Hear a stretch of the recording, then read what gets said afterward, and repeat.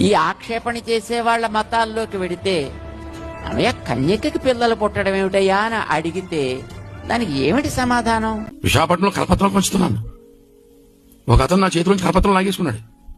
లాగేసుకుని నలిపేసి పడేసి నా వంక ఎర్రగా చూస్తున్నాడు. ఎర్రగా చూస్తూ అన్నాడు, యేసుప్రభు గురించే కదా అన్నాడు. అవును యేసుప్రభు గురించే అన్నాను. నీకు ఆయన ఎలా పుట్టాడో తెలుసా అన్నాడు. ఎందుకు తెలియదు తెలుసా అన్నాను. చెప్పి అలా పుట్టాడు అన్నాడు. కన్య మరియ పరిశుద్ధాత్మ ద్వారా గర్భం ధరించి యేసుని కన్నది అన్నాను. నీకేమైనా మెంటలా అన్నాడు. యా అన్నాను. పురుషులతో సంబంధం లేకుండా పిల్లలు పుడతారా అన్నాడు. నేను అన్నాను, మనుషులకైతే అసాధ్యం కానీ దేవునికి సమస్తము సాధ్యమే అన్నాను. ఇటువంటి పిచ్చి పిచ్చి కథలు ఎప్పుడు నమ్మకం, అదంతా అబద్ధం, ఇక్కడి నుంచి వెళ్ళిపో అన్నాడు. నేను అన్నాను వెళ్ళిపోతాను కానీ వెళ్ళిపోయే ముందు ప్రశ్న అడుగుతాను సమాధానం చెప్పాను. ఏంటో అడిగా అన్నాడు.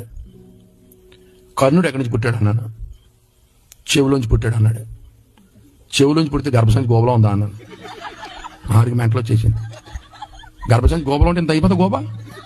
ఇప్పుడు గర్భవతి మొహం చూస్తే బిందంత మొహం వేసుకుని చచ్చిపోమా అన్న దాబుని.